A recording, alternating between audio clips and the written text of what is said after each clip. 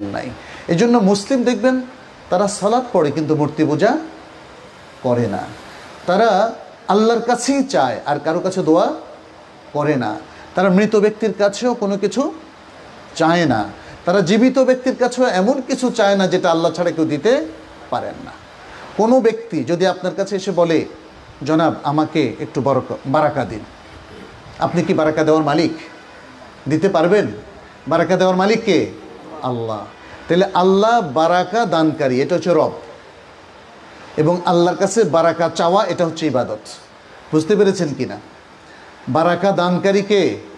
আল্লাহ। তাহলে এটা হচ্ছে রব। আর আমরা আল্লাহর কাছে বারাকা চাচ্ছি, এটা কি? এটা ইবাদত। আমরা আল্লাহর কাছে দোয়া করছি, এটা কি? এটা ইবাদত। আমরা আল্লাহর জন্য সালাত পড়ছি, এটা কি? এটা ইবাদত। আমরা আল্লাহর জন্য, আল্লাহকে খুশি করার জন্য কুরবানি করছি,